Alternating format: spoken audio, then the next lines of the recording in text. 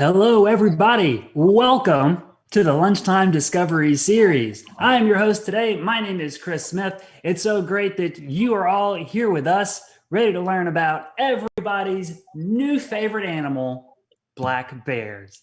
If black bears are not your favorite animal, I bet they will be by the end of today's talk because we've got a great expert with the North Carolina Wildlife Resources Commission who's going to be sharing all kinds of exciting information with us about North Carolina's black bears.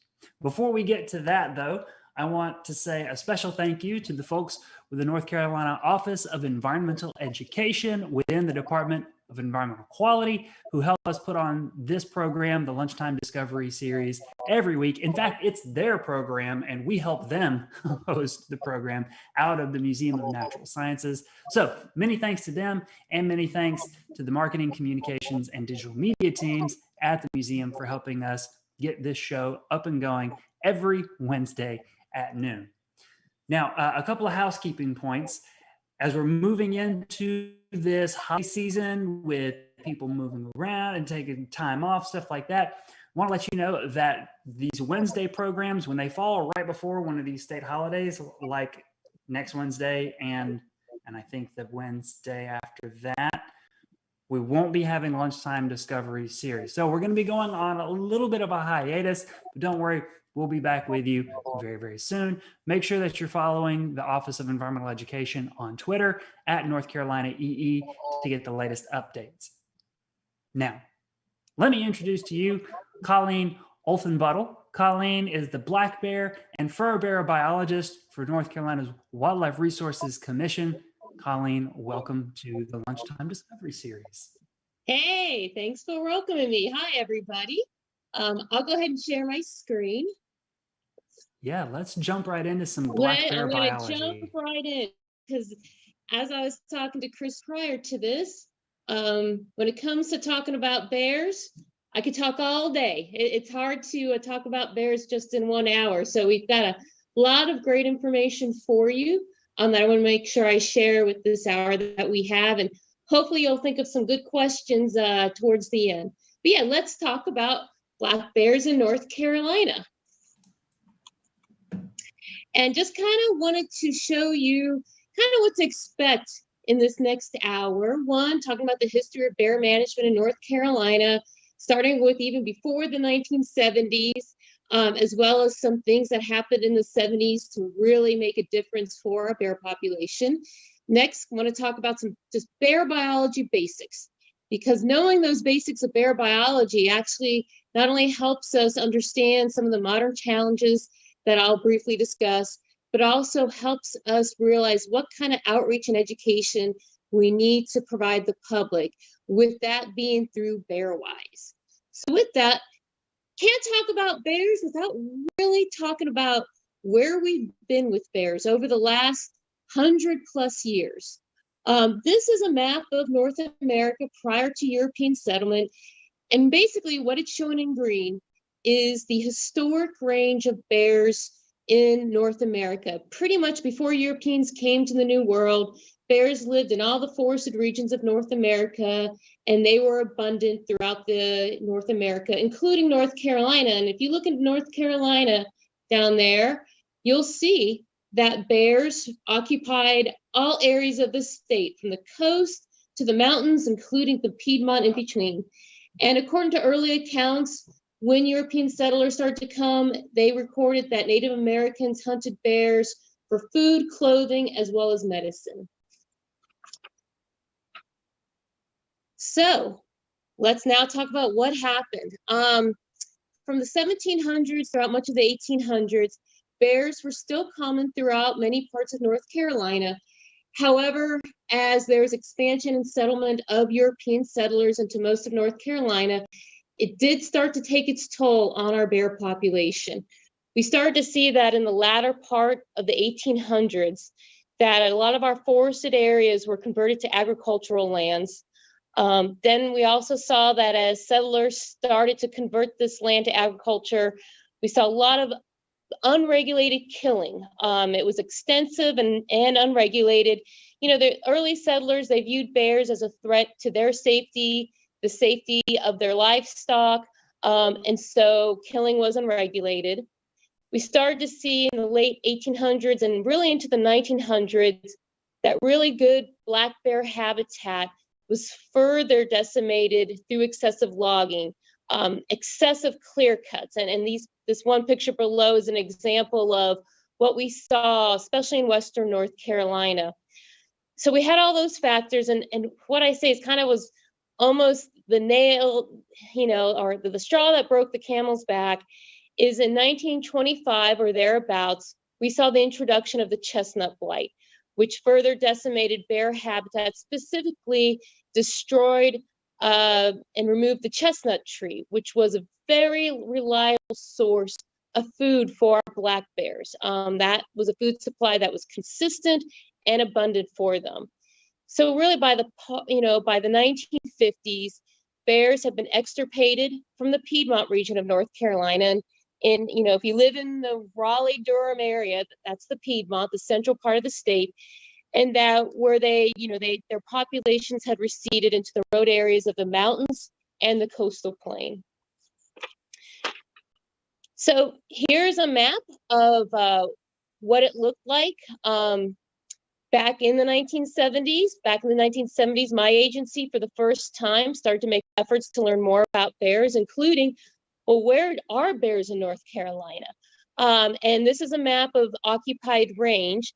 And what I mean by that is not only where bears are occurring, but where there's evidence of breeding females. Because if you have breeding females, basically bears that can have cubs, can have young, then you can have a population. And as you can see, these bears were in very isolated populations, separate from each other. Mainly they occupied areas that were really hard for people to get to. So for example, in the coastal plain, you see these bears were able to hang on a really thick picocin. And if we look in Western North Carolina, the mountains, we see that bears populations still existed actually where we had public lands, such as the National Forest and the Great Smoky Mountains National Park.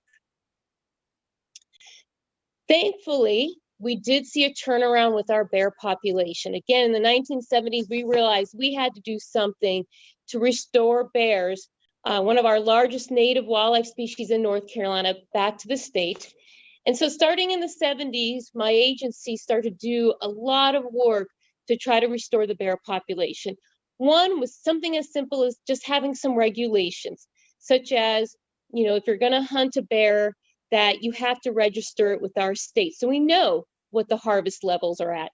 Other regulations were implementing seasons or even closing a county to bear hunting. So things that, seem simple now were kind of a big deal back in the 70s. So we implemented those regulations and we started collecting data that we still collect today. So for example, if there's a bear that's been hit and killed by a vehicle, we collect the location, we collect the tooth, we collect the sex of the bear. Again, all kinds of data that can really help us monitor the bear population. We also collect data directly from our hunters to get an idea of where they're hunting, how they're hunting, when they got the bear, as well as biological information from the bear itself. As I like to say, there's no point having regulations if you're not going to enforce those regulations. So we really saw in the 1970s, our enforcement officers really stepped up, and there was increased support for them to enforce all kinds of wildlife regulations, including the bear regulations. And then research, doing research on black bears so that we learn more about their life history, such as, how far do they move? Where do they go? What do they eat? What kind of habitat do they prefer to be in? How many cubs do they have? How do they survive? I mean, really basic questions that we had back then that we needed answers to, because then using the information we get from that research, we can then make science-based management decisions using the best science possible to inform our decision making. One of the first studies in North Carolina on bears was this tri-state bear study, because we recognized that, again, we had very few bears back in the 1970s. And so we really needed to partner with the other states that also had few bears, but partner with them to do the research, because all those states combined doing the research would give us, a lot more information than if we did it alone. And I'm proud to say that the North Carolina Wildlife Resources Commission, we have supported bear research in North Carolina pretty much 1969 to the present. During those decades, we've pretty much had an active research project on bears. One thing I joke about with people is, the longer I do bear research, which I've been doing bear research for 20 plus years, the more I find out about bears, it's almost, I feel, the less I know, because, you just get more and more questions. The more you learn about bears, the more questions you realize you have. And the commission has recognized that as well. And you can see here, I wanted to highlight that we've had 6 different universities involved in bear research, with NC State doing the bulk of this research. We've had 20 different research projects. We just completed one with the University of Tennessee this past year, and we have an ongoing urban bear research project through NC State that will be finished in a few years. And this video is just showing typical how we capture bears as well as how we release them. These are 3 yearlings we caught in the Asheville area as part of the urban bear study. Another key to turning around and restoring bears in North Carolina was the establishment of what we call bear sanctuaries. This was actually probably one of the most important developments in the recovery of the bear population in North Carolina. Back in 1971, we created 28 designated bear sanctuaries that protected 800,000 acres of bear habitat. And the idea behind these bear sanctuaries was to protect core areas of habitat for bears, as well as home ranges for breeding females. These females would eventually reproduce, have cubs of their own, and over time, as the population grew on these sanctuaries, they would start to disperse to the adjacent area and repopulate the adjacent area around these designated sanctuaries.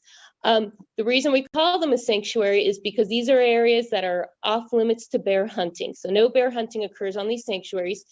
And while we don't have as many sanctuaries as we used to, because we don't need to, we still have about just under 500,000 acres in designated bear sanctuary. Another step to the turnaround of our bear population was just reforestation. As I mentioned, especially in the 1900s, we saw, I'll be honest, most of Western North Carolina was clear cut. These are kind of pictures. The black and white picture is actually a picture from Mount Mitchell in North Carolina. And the other picture, kind of the sepia tone, the yellow tone, that is a picture from around the Gatlinburg area. So you can see not a tree to be seen. But we saw over time, especially starting in the 1930s, as some of these areas that have been converted from forested areas to agriculture, during the Depression, a lot of these farms were abandoned, as well as areas that were clear cut. We start to see regrowth. And so as Western North Carolina and other areas of the state were, reforested, we start to see, that habitat that bears need come back. So that helped us as well. And then just, you got to give credit to the bears themselves. Sorry, I forgot to put up this picture. As I said, this black and white photo is of Mount Mitchell. And you can see now, a picture of Mount Mitchell from just a year ago, the difference that has occurred over the last 100 years and what a difference reforestation made for not only bears, but a lot of our wildlife populations. Going back to adaptability, I have to give credit to the bears. They are much more adaptable than we anticipated. They're much more tolerant of human disturbance than we anticipated. And so these bears really themselves have adapted to a wide variety of habitat. Pretty much a bear, if they can find food and shelter, they're a happy bear. So again, wanted to show you where we were back in 1971 with bears. Again, this is showing occupied bear range back in 1971. After we did all those things I just discussed, regulations and enforcement of regulations and collecting data, doing research, creating our sanctuaries, we really saw in 10 short years a difference being made. And sometimes this blue might be hard to see, but this is the 1981 occupied bear range. Again, evidence of females that can have cubs. You can see in the blue that we are starting to see bear range expand. All our efforts during the 70s are starting to make a difference. We start to see range expansion of bears. We start to see, especially in Western North Carolina, bear populations aren't so isolated anymore, they're connected. Let's go 10 years, in 1991, we definitely see now the mountain population in Western North Carolina is pretty much connected. We start to see most of the coastal bear population also is no longer isolated. Those populations are now connected. And we're starting to see the range start to expand a little into the Piedmont. So now let's go 2001. Again, continued range expansion of our bear population. And then this is the most updated map, 2010. I will be updating this map between now and end of the year. So by December 31st, we will have updated the 2020 bear range map, but don't have it done in time. But we'll be posting that shortly on our website. But you can see 10 years ago how much the bear population has continued to expand. And just as a frame of reference, I put a star where Raleigh is and the museum, so you can kind of see how close the established bear population is to a major metropolitan system. What you're seeing is bears, they really key into good travel corridors. And to them, a good travel corridor are our river basin systems. So in Western North Carolina, we see that the bears really take advantage of the Yadkin River, which is right here. Pilot Mountain State Park is around here. You can see that this is the Catawba River. We see as we go into the Piedmont that bears are taking advantage of the Cape Fear, the Neuse, the Tarpamico, and the Roanoke River. What they do is, there's all those tributaries off the river. Most river systems and stream systems are fairly wooded right around that waterway. And that's great. That's a great travel corridor for our black bears. So I suspect when we update this map in 2020, we are going to definitely see expansion more so in the Piedmont over the past 10 years.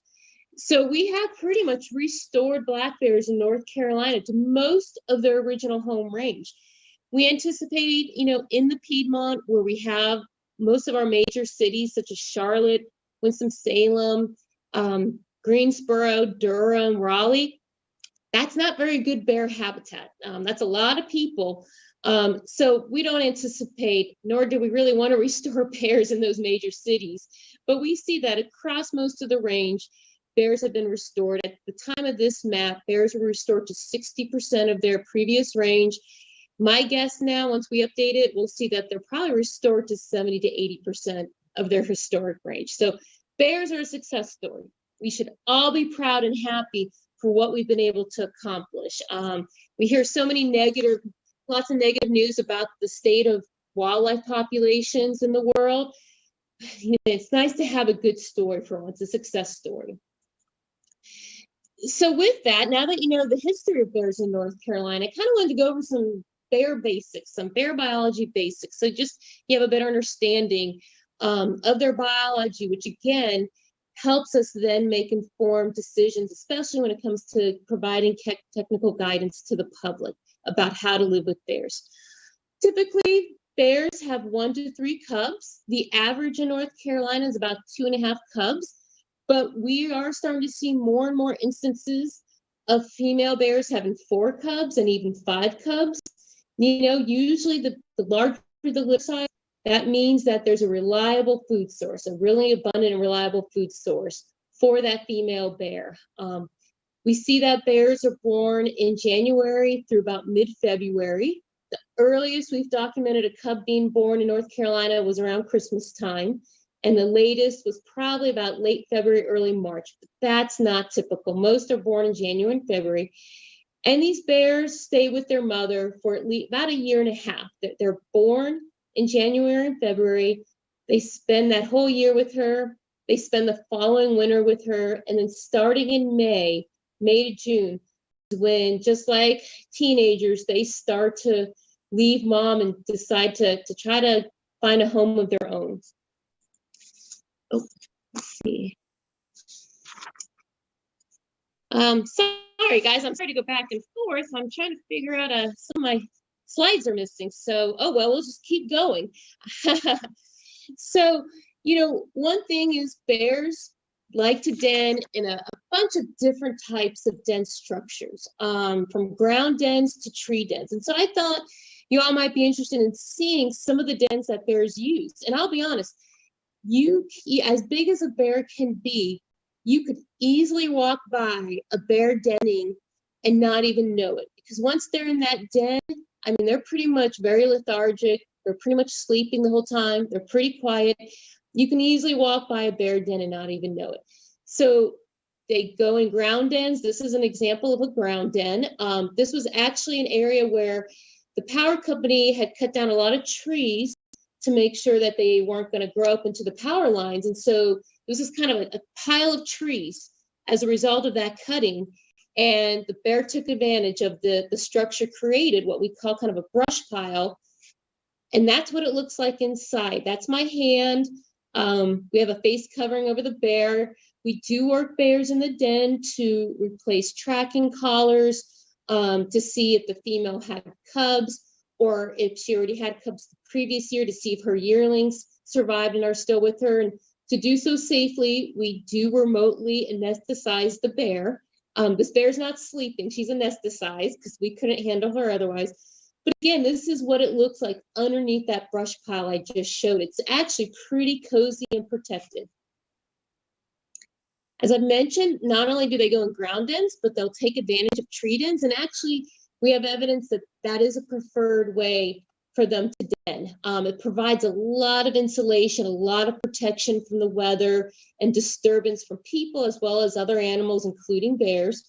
So the one picture where I show the arrow, that's a live tree, a live oak tree. You can see that a cavity was made in this tree, and that's where the bear entered the tree and then was denning about midway down. That's as far as the cavity went. And then this is what is called a snag. It's a dead tree that's still standing. The bear entered from the top and then denned at the very bottom, and it actually made a further excavation into the base of the tree. We had to use a ladder to access this. So again, just think of all the times you're walking in the woods. If you walk by a tree that's pretty sizable, if you're a forester, we determined that it has to be at least 35 inches, DBH, diameter at breast height. If you pass by a large oak tree and there's a cavity, there could be a bear inside. And this is what it looks like inside that tree den. Again, it's very tight. If you are interested in doing bear research like I do, I don't know if it's an advantage or disadvantage, but I will say that if you're the tiniest person on the crew, guess who's going in the den? It's going to be you. We need people that are small to get into these dens. So if you're small in stature, you're the perfect person to work with us on bear dens. So after we've anesthetized the bear, we then go into that tree den. Again, this is the researcher. Her name's Jen. She's in there. And this is what it looks like. Again, it's very tight, but that's really good for the bear because that bear during the winter time is not going to eat. She is not going to drink or eat. She's got to use her existing fat layer to provide all her calories. And so it's beneficial that she can use more of her calories to sustain herself and her cubs rather than using her calories to try to keep warm. So the tighter a den is, the better it is for a bear. This is another bear den. This is a fallen tree, and the arrow is showing where the bear actually was denning. She pretty much used that fallen tree and the root ball as a roof. This is the bear that was denning underneath. She made a nest underneath what I would call the roof created by that fallen tree. Again, when you're walking around the woods, now that you're seeing kind of what's, what bears have used for bear dens, it might give you a new perspective on what you're seeing as you're walking out in the woods. This is a rock cavity. So in addition to brush piles and trees, bears will definitely take advantage of caves and rock piles. This is what we call a rock cavity. And this is where my arrow is, the entrance of the den. These are our drugs that we use to anesthetize the bear, just to give you kind of an idea of scale, how large the opening is. And this is inside that same rock cavity. Again, pretty small, as you can see. Again, but really small, but very protected, pretty insulated. Outside it was probably about, 10 degrees, but inside, it was still cold, but it was probably more in the 30s inside that den. So again, a much difference in temperature between the outside and inside because of how protected this den was. This was one of the more unique dens we found. We still don't know if this is a chicken shed or some other type of shed, but it doesn't matter. We found it along the river, a bear den underneath this.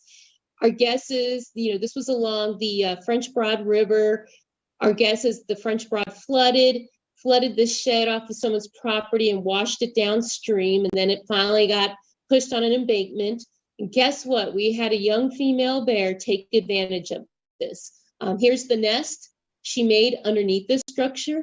And again, as I've said before, pretty sheltered and pretty protected. And these dens have to be protected because when cubs are born, they are very dependent on the mother. When they're born, their eyes are closed, their ears are closed. They're born, they pretty much crawl to the mama's belly where she's lactating, and that's where they get their milk, and that's where they stay all winter long, is by mama's belly to stay warm and get food. So they're very dependent, and I've called the dens that these bears will go in almost like an external womb for these cubs. Even so they're born, they're still in kind of a protected room that's pretty warm and sheltered from the elements, and where they can just feed and get big. And so you can see here the progress that the cub makes in development. At 25 days, you start to see the ears are opening up a little bit, but the eyes are still closed. However, by 45 days, it starts to look like your typical very cute cub with the ears open, the eyes open. That's actually a way we can age the cubs and determine when they were born, is whether their eyes are open or closed. And then by 75 days, which is in the springtime, they're getting pretty big. By that age, they can be very hard to handle. They definitely know their bears. And I often call bear cubs at this age, pretty much little tornadoes with claws, because they definitely know you're a person and they want nothing to do with you. And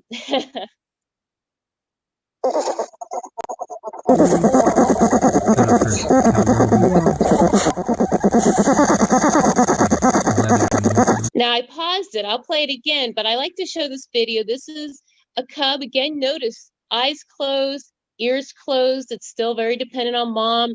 It's about 3 to 4 weeks old, probably about 4 weeks old. And you can hear that it's drinking milk from mama. And you notice almost like a purring, like a cat purring, but even louder. We've had people walking through the woods that suddenly they heard this noise and they're like, wait a second, what is that? And depending on who they were, some of them knew, oh boy, I'm near a bear den. I should probably leave because I don't want to disturb the mother and cub. So again, if you're walking through the woods and you hear this, that is a baby cub getting milk from the mother. And I'll play it a little longer because I think it's just such a cool noise.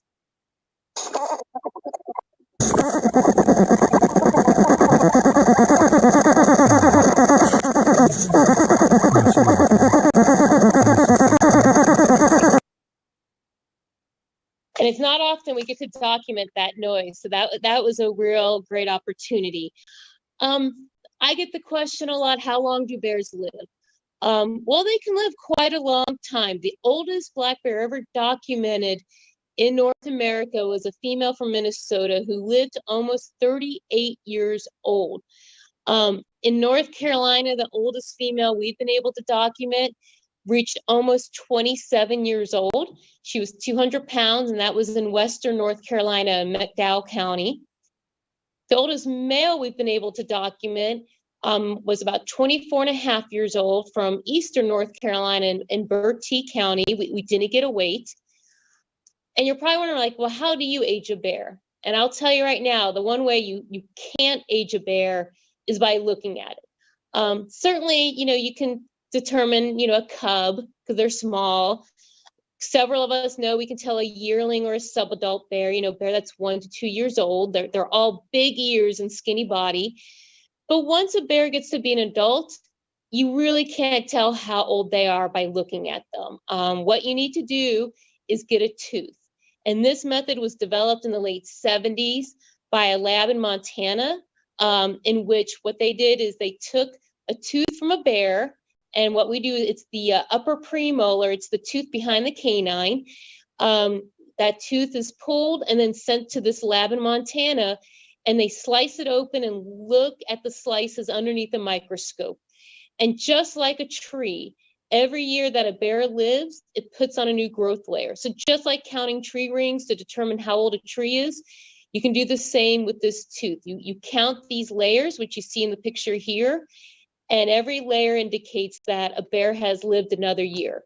The other thing you can tell from the tooth is when a female has had cubs, because what you'll see is that layer is going to be much thinner when she has cubs. Because guess what? She's dedicating all her calories to producing milk for her cubs. Thus, she's putting, less of her energy into growing, including this growth layer. So the lab can also tell us, okay, this bear had cubs when she was 4 years old, 6 years old, 8 years old, and 10 years old. And they can do that again because that growth layer is going to be a little bit thinner. So we still do this today. This premolar behind the canine, I almost equate it to our wisdom tooth. It really serves no function anymore for the bear. It doesn't help them eat, doesn't really help them hold food. And in fact, we're starting to see over time, and again, I've been doing bear research for 20 years. I'm more and more finding that sometimes I don't even see a premolar. It doesn't erupt. Just like for some humans, some people, their wisdom teeth never erupt from the gum line, or of their 4 wisdom teeth, only 2 will. So we're starting to see that with bears, that these premolars sometimes don't even erupt because, again, they really don't serve a purpose anymore. But that's how we age a bear. The other question I always get is, well, how big do bears get? And I am very proud to say that North Carolina holds the world record based off of weight for a black bear. We saw that 880-pound bear was documented in Craven County back in 1997, and that record still holds today. We see that in North Carolina, to be a top 10 bear, the bear has to weigh a minimum of 735 pounds. And just to put things in perspective, your average adult male grizzly bear typically weighs about 500 pounds. So we have black bears in North Carolina that are much larger than even grizzly bears. And that picture is of me when I was much, much younger. That was probably about 18 years ago. That's a 600-pound plus bear that I caught as part of a research project in Pocosin Lakes National Wildlife Refuge. That bear is alive. It's just anesthetized and it was released. That's the biggest bear I've ever captured. But one reason we have such big bears, and most of these bears are in eastern North Carolina, specifically on the Almar Peninsula, where we have Pocosin Lakes Wildlife Refuge, Alligator River National Wildlife Refuge, as well as a lot of agricultural lands. And that's the reason these bears can get that big, is there's a lot of not only natural foods, because they have long growing seasons in eastern North Carolina, but also there's a lot of agriculture, lots of people growing corn, peanuts, wheat. And so that's really supplementing these bears' natural diet. And that's how they're getting this big. That video was taken just a couple weeks ago by Mike Haggerty. He's a photographer in eastern North Carolina. And yeah, that bear is at least 700 pounds. And you can see just the belly's almost touching the ground. Another question I often get is, well, what are the senses of a bear? Because again, that can really play into how you deal with stuff around your house to make it less attractive to a bear, as well as maybe how you interact when you see a bear. So the eyesight on a bear, to be honest, it's pretty much like a person's. It's not great, it's not bad, it's like a person. And actually, sometimes bears, they'll stand up to try to see better. But again, it's similar to a person. Their hearing can be very acute. Again, you look at those big ears, they can turn those ears. So if they're trying to figure out what something is, and maybe by the visual, they can't really see that well, they'll start to use their hearing to try to figure out what's out there. So it can be very acute. So their hearing can be very good. This is what they're known for, is their smell. It is of course excellent. That's what they're known for. It's excellent. The area inside a bear's nose is 100 times greater than ours. You know, and they can smell just as good as, you know, the famous bloodhound dogs that people use to look for, lost people in the woods. In fact, their smell, we estimate, is 7 times better than a bloodhound dog. So their smell is excellent. They can smell things from miles away. There was one study that showed that a black bear was able to smell a dead elk from 20 miles away. That's pretty extreme. It takes the right set of circumstances for them to be able to do that. But yeah, they can smell something from miles away. So as you'll see later on in the slideshow, when there's bear-wise tips for campers, that's why when, anybody camping out, when you have that, put out, have a fire and roasting your hot dogs or marshmallows, oh, that's definitely going to get the interest of a bear, which is fine because there's things we can do to make sure nothing bad happens. But again, smell is excellent. And then they have a very strong homing instinct. A lot of wild animals do. And so we see that, say, we don't do it anymore, but back in the 70s and 80s and 90s, we would relocate bears. And almost every single time that bear would return back to where it was originally captured. And I equate it to just like any one of you. If someone picked you up and then dropped you down in Miami Beach, as nice as Miami Beach is, you don't know people, you don't have a job, you don't know where the food is, you don't know how to get that food, your family's not there, you're not going to stay in Miami Beach. As much as beautiful as Miami Beach is, you're not going to stay there. You're going to try to get home. Same with these bears. They have their home range. They know where everything is in that home range, where the foods are, where the shelter is, who the other bears are. And when you move a bear and put it in a foreign place, it's not going to stay. It's going to try to get back home because that's what it knows. And so questions continue on bear behavior is typically when a bear feels threatened, it's going to avoid that threat. As big as that, these bears can be, their first choice is avoidance. And this is a picture from downtown Asheville. Unfortunately, these people crowded this bear in, and it felt the only way to escape was by climbing. And you can see here that this person was almost put himself in a dangerous situation. But yeah, a bear is going to try to run, hide, and climb. It's going to try to escape the threat if it can escape. And that's why we tell people, if they see a bear, just make sure that bear can leave. Don't corner the bear, because if you corner a bear, that's when you can start to have issues. A bear just wants to flee the scene. I like to show this picture to show how much bears do want to avoid what they perceive as threats. It doesn't take much for a bear to feel threatened. So I'm going to show this picture, and it might be hard to see. So, if we were in a live audience, I'd be like, so what do you think that is? That's a cat.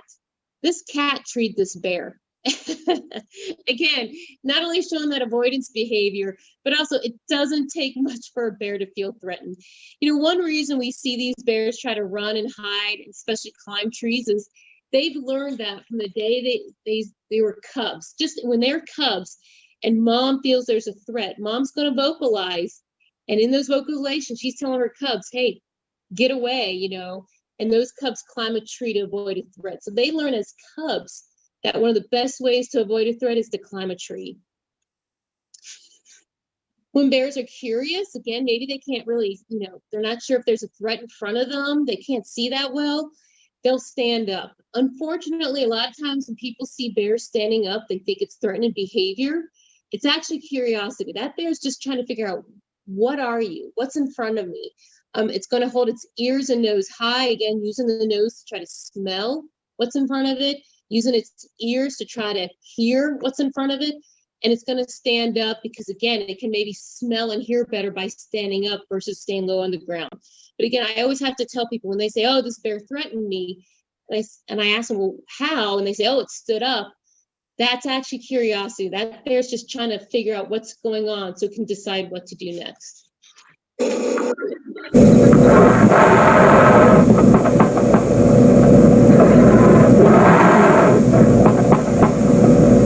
So I like to show that there isn't a video, just a sound. We do start that when bears start to get agitated or nervous, and that's when they do feel threatened, they're going to pop their jaws and huff. And that was an example of what it sounds like. It's popping its jaws, it's huffing at you. You know, sometimes it'll yawn. A lot of people, when they see a bear yawn, they think, oh, that's cute, the bear's sleepy. Well, not necessarily. That's what we call displacement behavior. It's yawning as kind of visually showing you it's nervous. Bears are really good at warning you that, hey, I'm feeling threatened, you're too close to me, please go away, by making lots of vocalizations as well as visuals. And they do this because it also helps them when they confront other bears. When they confront other bears, they can be very visual and vocal to communicate with that other bear. So we see yawning is also a sign that the bear is agitated and nervous, and especially ears back. If you see ears back, that bear is like, whoa, you know, back off. You're a threat to me. I don't like it. You're making me very nervous. Hey,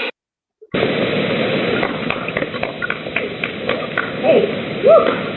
Hey. He's a great lady.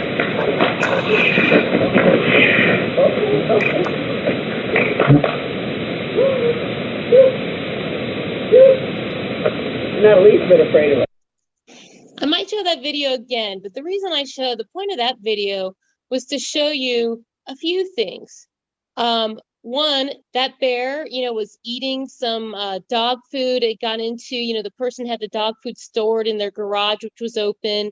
The bear took advantage of it. So this bear is at a food source and it's got nowhere to go. And so while the woman, yeah, sometimes to respond to a bear clapping and yelling is good, when you've closed off the escape routes, as this woman did, as well as the bear is on a food source, you're going to start to see more an escalation of behavior, that the ground stomp, slapping the ground, a bluff charge, as we saw. And I'll show you that again. You can see all these elements came together to get this bear to be like, try to, again, communicate to this person, I'm nervous, I'm agitated, you're threatening me. So I'm going to escalate my behavior by stomping the ground and bluff charging you. So let's look at that again. Hey, woo! Hey. He's a great lady.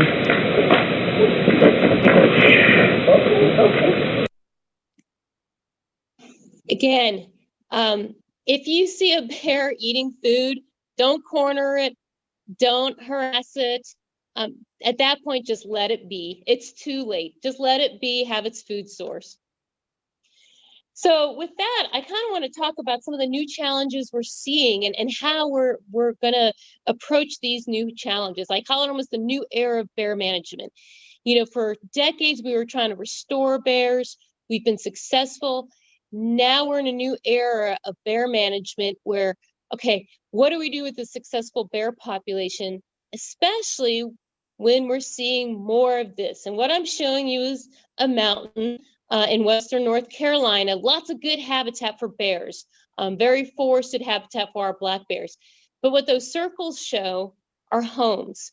We're seeing more and more people living in quote unquote bear country. So bear, you know, people are starting to live closer and closer to bears. And I can tell you that the bears are definitely adapting to living near these people. The issue is sometimes people aren't adapting to living near bears. And so not only are we seeing, you know, more people living closer to bears and living in bear country, but to be honest, and there's no way to put this nicely, but we're seeing a lot of bad behavior from people, just people doing, to be honest, stupid things. feeding bears purposely, treating bears as if they're pets, which is causing these bears to become what we call habituated, getting used to being not only near people, but used to getting handouts from people. And so we are starting to see an escalation in bear behavior, such as this video. This is these people, we did a site visit, they were doing everything right. They had all their food secured, no bird seed, secured garbage. They weren't feeding the bear, but they lived in an area where other people were feeding the bears. And these bears, these are 3 yearlings, very impressionable at that age, had started to try to break into occupied homes. And the people on the other side, they're yelling at these bears, and the bears could care less. This is dangerous, especially if those bears get in. A bear in an occupied home is dangerous for both the bear and the person. So we're seeing more and more what I call bad human behavior. And as a result, that's led to an increase in what we call human-bear interactions, as well as we're seeing an increase in escalated bear behavior. Whereas, for years, bears were on decks, bears were in front yards, bears were in neighborhoods. We're seeing more and more that bears are trying to get into cars, or bears are trying to get not only into homes, but like I said, occupied homes.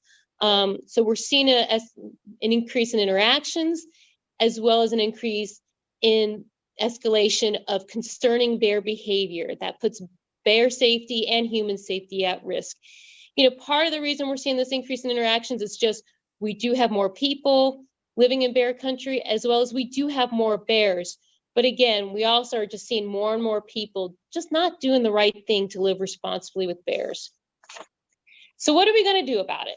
Well, we're trying. Believe me, we are trying very hard to do something about it.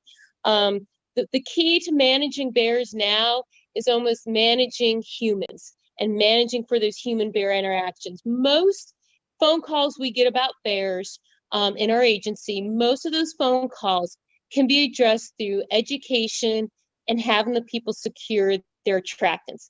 It is not rocket science at all. But while it's easy for us to change, bear behavior, it is a lot harder, we've discovered, to change human behavior. So in order to try to get people to change their behavior, to be good stewards of our wildlife resource, and to live responsibly with bears, all the southeastern states, which there's 15 of us, we got together and created a regional educational program called BearWise. And sorry, I'm seeing what was next. Overall, BearWise is a regional program to try to encourage people to change their behavior and live responsibly with bears. It's the first initiative in the United States that was created, by agencies with subject matter expertise. I would say with the bear biologists that are involved in BearWise, again, 15 bear biologists involved. That's hundreds of years of experience to try to solve, this big question of how can we change human behavior and educate the public to live with bears. And why are we including all these states? Well, one reason, this is a map showing the number of human-bear interactions in the Southeast. And actually, this is now about 2 or 3 years old. But as you can see, in most of the Southeastern states, we are seeing an increase in human-bear interactions. And again, just like North Carolina, most of the other states have restored bear populations, so they have more bears, but they also have more people. The other reason we have this regional initiative is because we recognized that, people move a lot more than they used to. For example, I was an Air Force brat. My dad was in the Air Force. We moved around a lot. And then even in the wildlife profession, I was what's called a wildlife brat. I moved around a lot to go from wildlife job to wildlife job until I moved here in North Carolina in 2007. But that's typical of a lot of people. And so we thought, well, if more and more states are part of this BearWise educational program, it doesn't matter if you lived in Florida and decided to retire to the mountains of North Carolina, you will have been exposed to the BearWise message both in Florida and North Carolina. Or if you're from, let's say, Virginia, and you decide you want to retire to the warm climate of Florida, you'll have been exposed to the Bearwise message both in Virginia and Florida. Kind of just trying, no matter where you move to, you get the same messaging about how to live with bears. And maybe that'll help us cement the right thing to do amongst the public. So what is the purpose of Bearwise? One, it is to, encourage people to implement proactive measures to prevent bear conflicts. It's to provide resources that are science-based and proven to resolve problems if they are occurring. And lastly, it's really to encourage community-based initiatives that focus on keeping bears wild. Overall, and you've heard me say it before, and you'll keep hearing me say it, Bearwise is to help people live responsibly with black bears. And so one way to do that is just by educating people that, again, like I said, it's not rocket science. It is not rocket science to live with bears. We developed the Bearwise basics, and we hope that people do view them as really basic, so they hopefully will remember them. A lot of it is just secure and attractants, making sure you're not leaving food out for these bears to take advantage of, as well as educating your neighbors. And I would say in most areas, the key is number 2 and 3, securing food and garbage, such as outdoor pet food or garbage and recycling, and taking down your bird feeders. Those are high calorie attractants for our bears. And 9 times out of 10, when we get a phone call about bears in a neighborhood or in someone's backyard or on their deck, we'll find unsecured garbage and bird feeders that are attracting the bear. If you secure those and the bear can't get into it, there's no reason for the bear to stay. And like I said, it's not rocket science to try to secure food. I'm going to show this video because it shows kind of how easy it can be. This is a video actually from Florida. I wish this was North Carolina, in which someone was having issues with a bear getting in their garbage. So they put this clown on. I'm going to play it so you can see the response.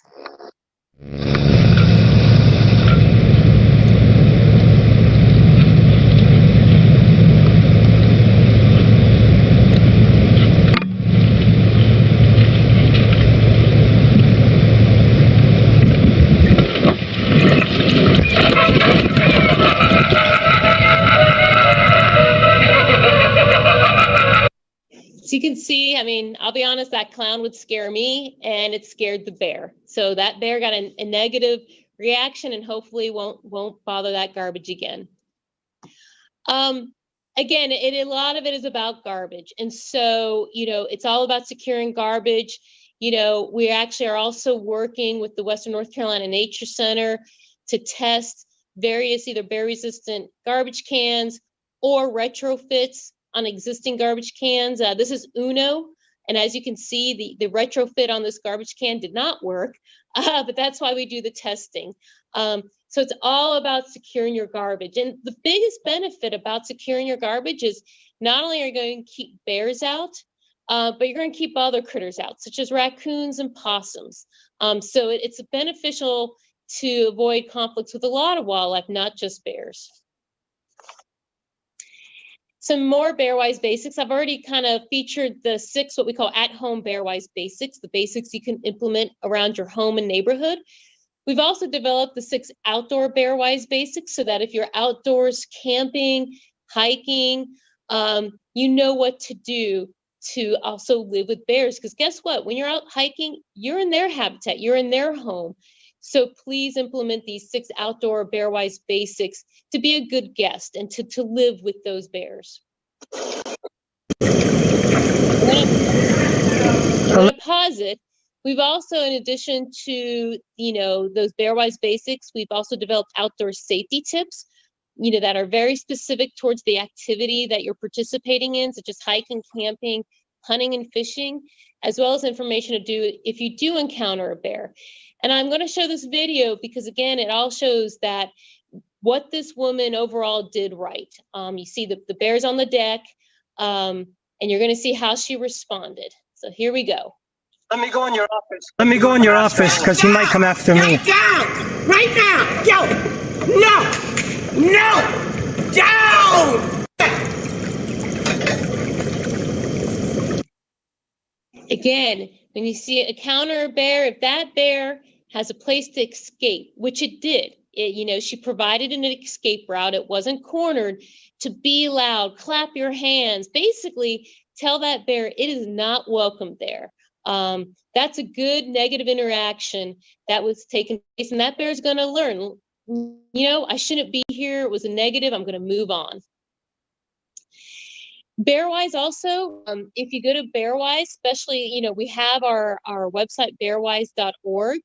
Not only can you find those outdoor safety tips I mentioned, the at-home Bearwise basics, the outdoor Bearwise basics, a lot of information, but you can also sign up on our email list to get updates. And these are examples of emails you get. We don't want to fill your inbox, but about once a month, we will provide you some bear information, either tips on how to live with bears or maybe some basic bear biology. So this is one where during, the early stages of COVID, when there's a lot of stay-at-home orders, we created some material that parents could share with their kids, activity pages, as well as kind of these emails alert you to, hey, bears are emerging from hibernation, so you're going to start to see them more. Or our most recent one in which we told the public, hey, bears are starting to den.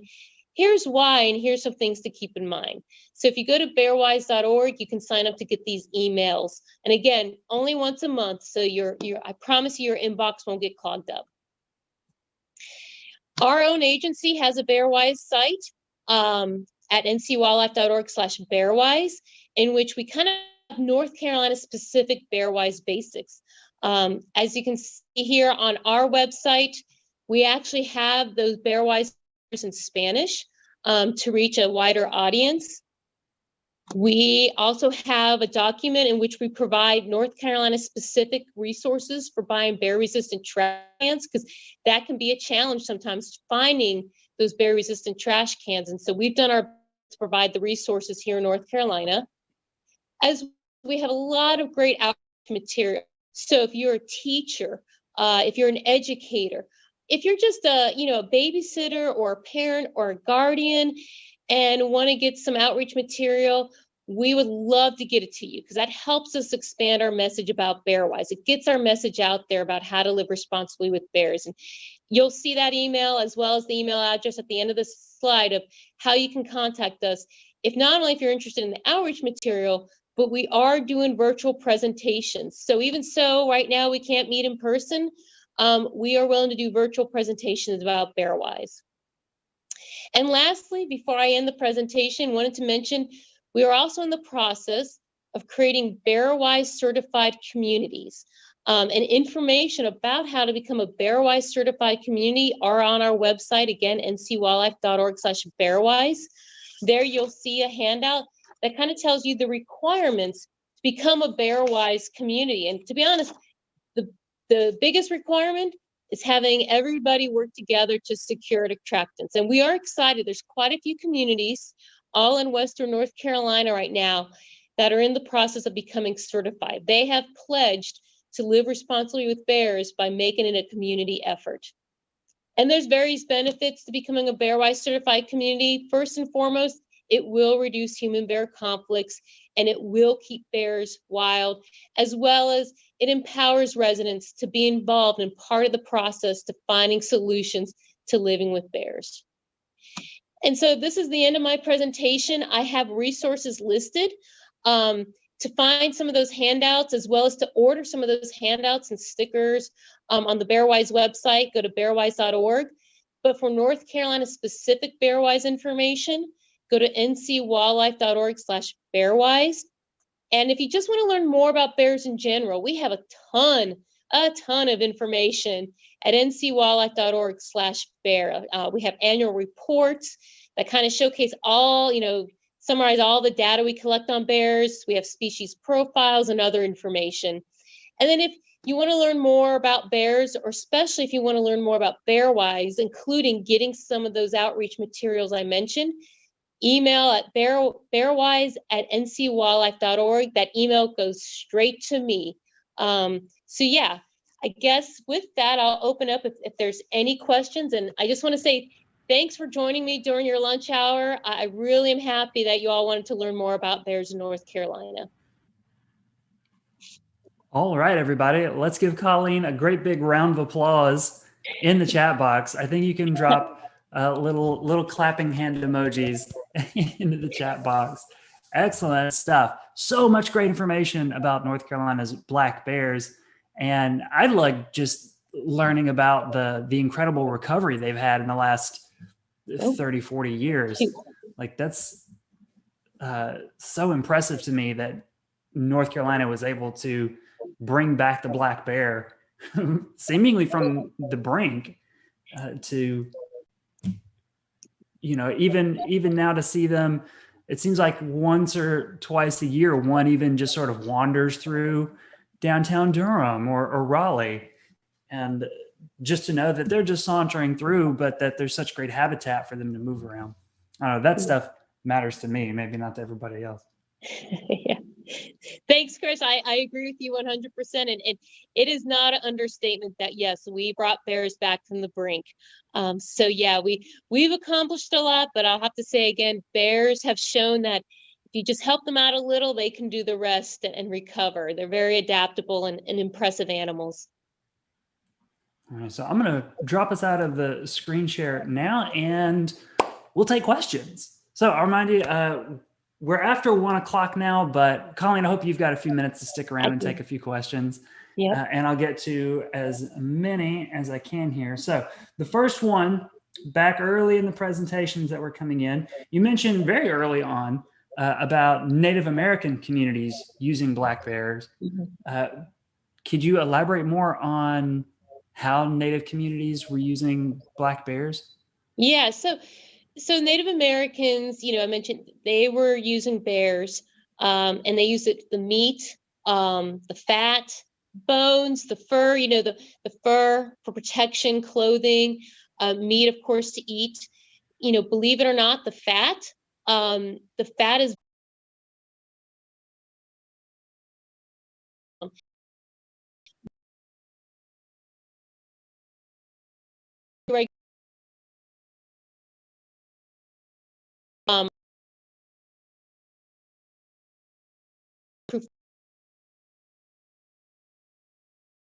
part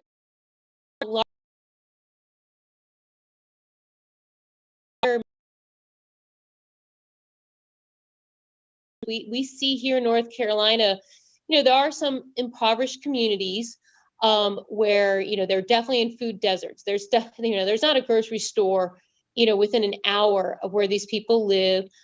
Jobs are limited, incomes are limited, and they really rely on our game species, including bears, to be honest, to provide much needed proteins. And I see where the bears are, you know, just like Native Americans, the whole thing is utilized.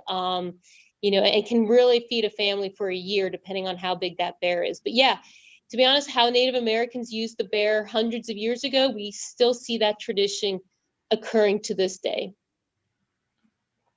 Excellent, excellent stuff.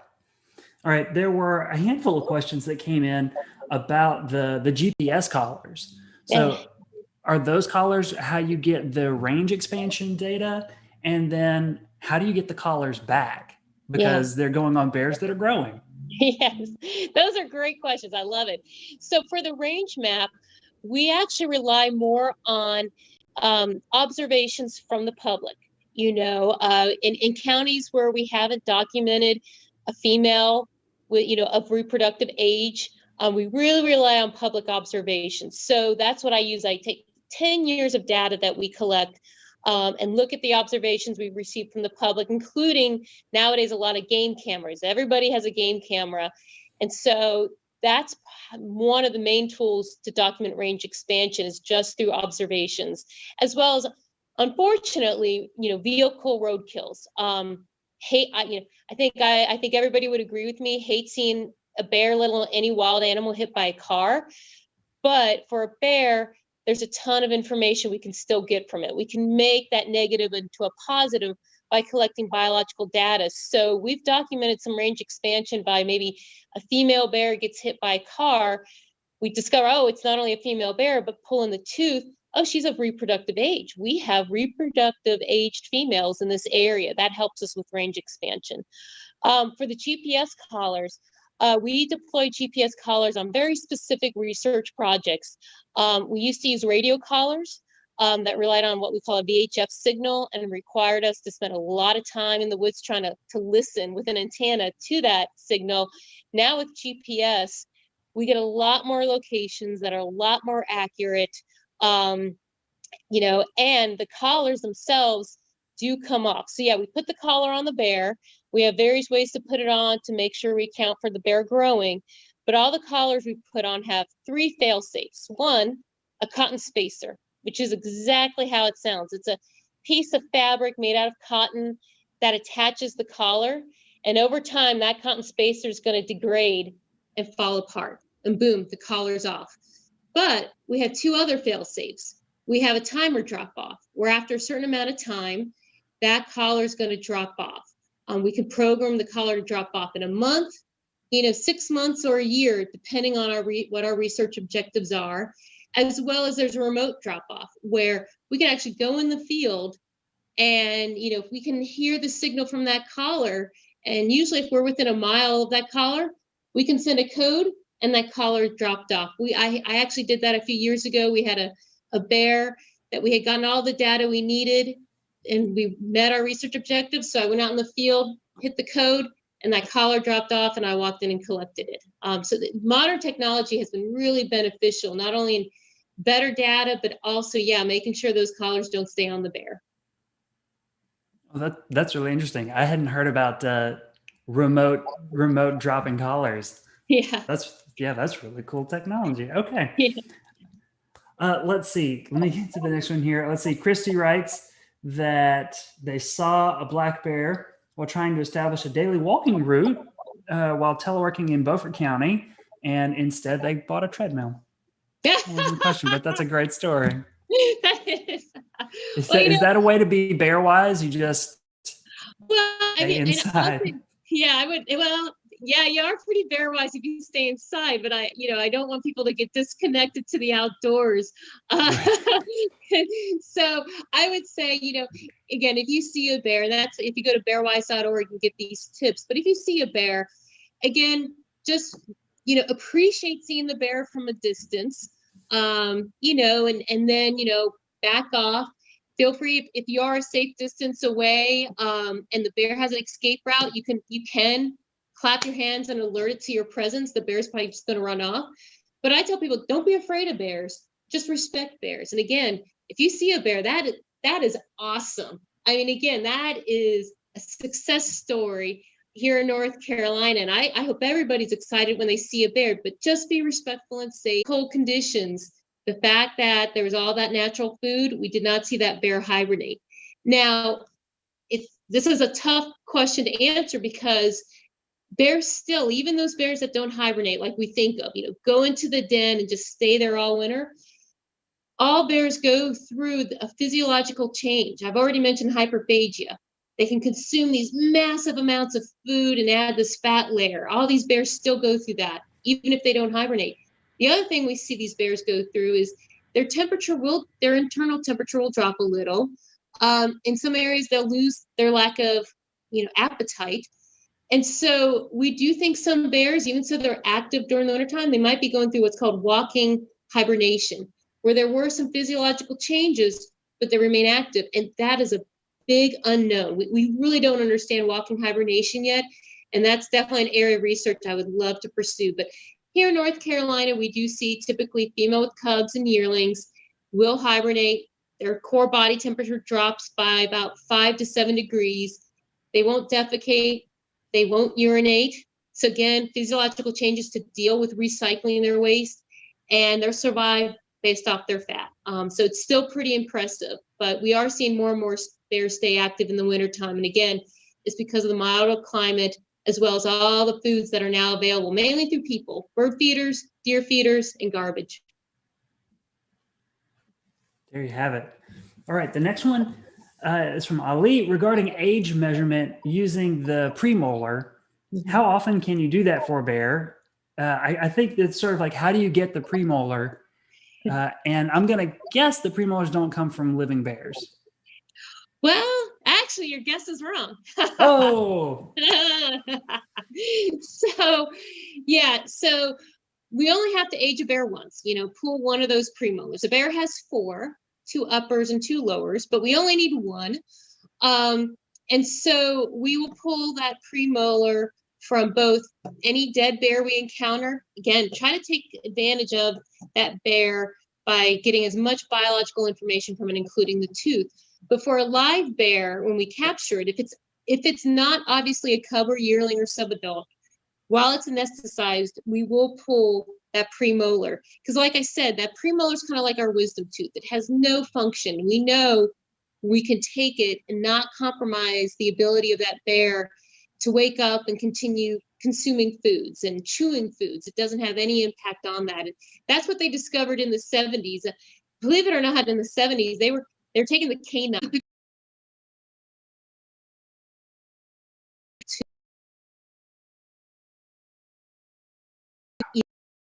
hair.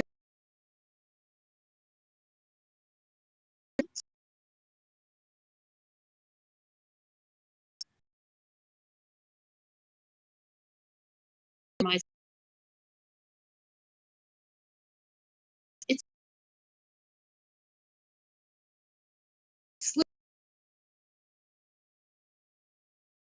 we and so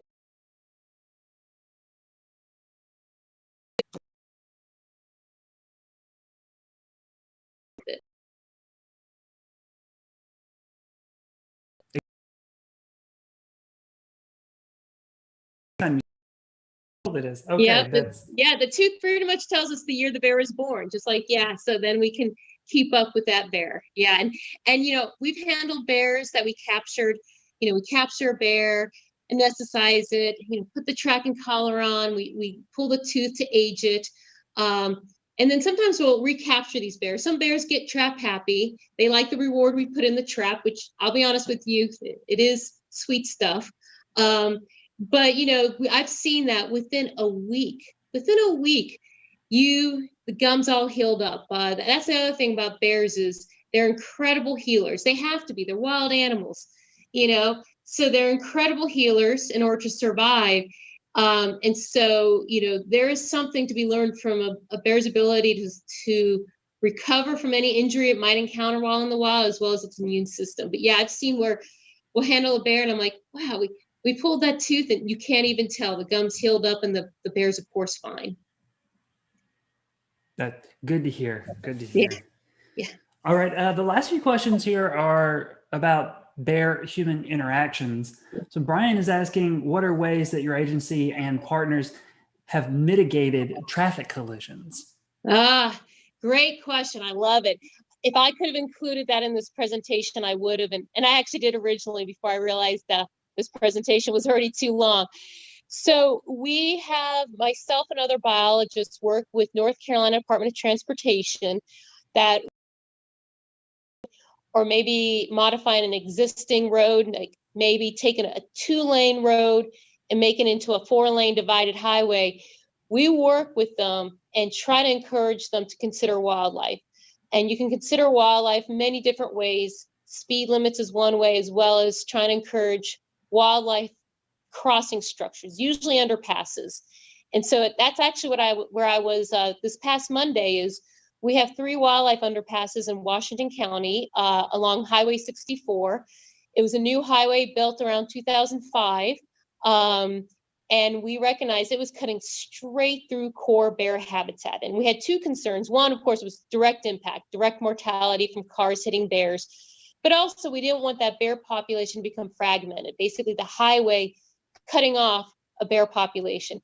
So we worked with DOT. We identified areas for 3 wildlife underpasses. They built those into the highway.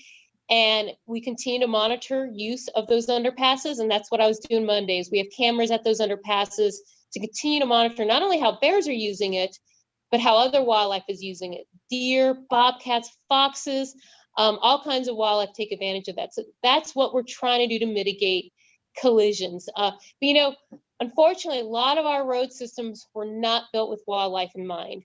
And so we're kind of stuck with what we have until maybe the DOT updates that road system. And then that's when we can jump in and encourage them to consider wildlife through the underpasses.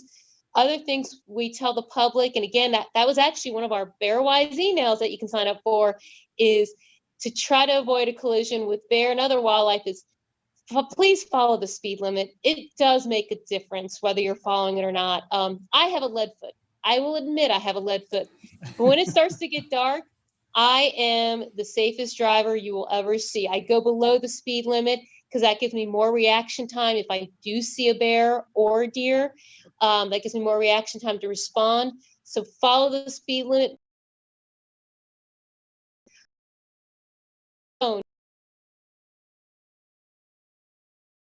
World see at night. And I would think too, and I might be wrong, but colliding with a 700-pound black bear is probably not going to be good for you either. Yeah. I mean, Vehicle.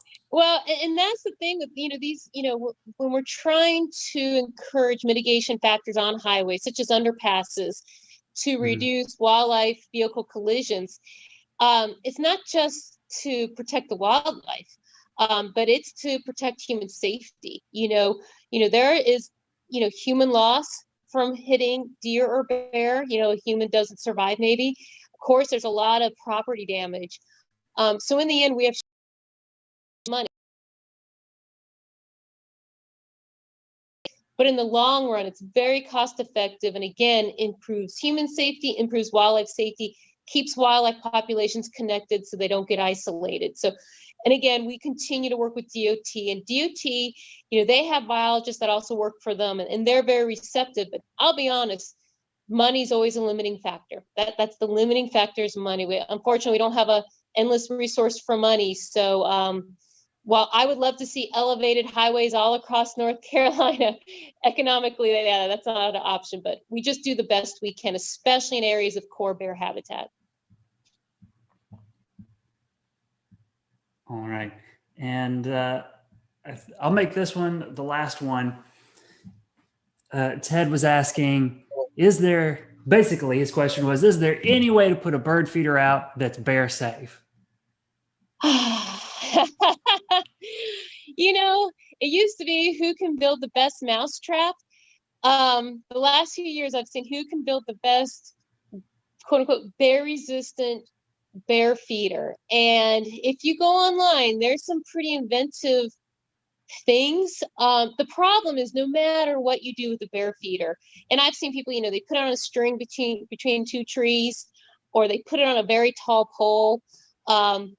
The thing you'll always have, though, is as birds and squirrels, but especially birds, eat the seed, you're going to have droppings. And that's the thing. Even if the bear can't get to your actual feeder, it can get to all the seeds dropped on the ground. So again, you're still attracting bears. We don't want to discourage people from feeding birds. I mean, it's a great activity. It's a great way to bird watch. But if you start to see bears in your area, maybe pull the bird feeders in for a while.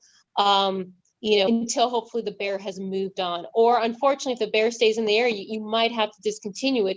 The good news, and if you talk to some of the bird experts, there's a lot of good natural foods out there for birds. They're much better at finding natural foods than we give them credit for. So don't feel that if you pull your bird feeder, that you're starving the birds. Those birds have adapted without humans providing bird seed for a long time.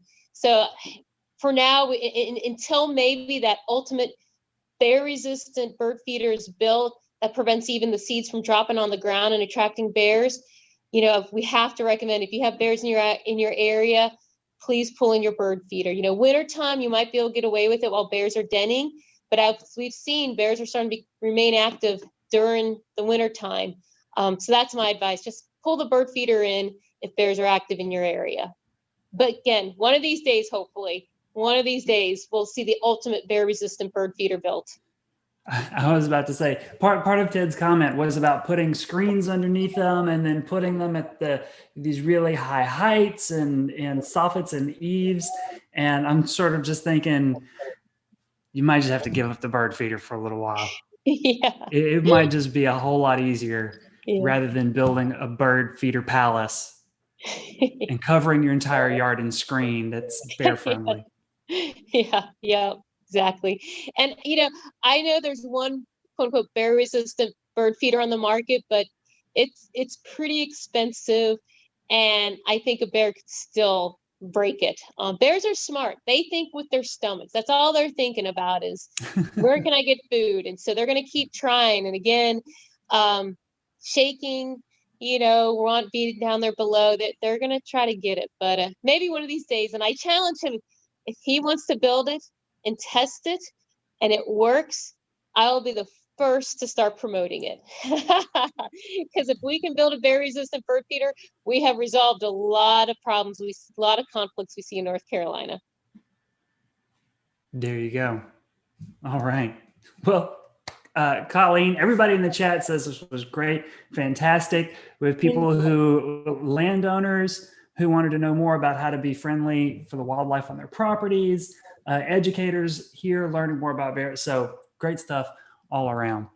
Great. So thanks so much for being on the program. No, thanks for having me. Thanks for spending your day with me. I know there's lots of online content that you can distract yourself with. So thanks for distracting yourself with me. I appreciate it. And again, use those resources I showed earlier to get more information. And if you've forgotten those websites, the tutor, one to remember, just bearwise.org has lots of great information, as well as feel free to email me at bearwise@ncwildlife.org.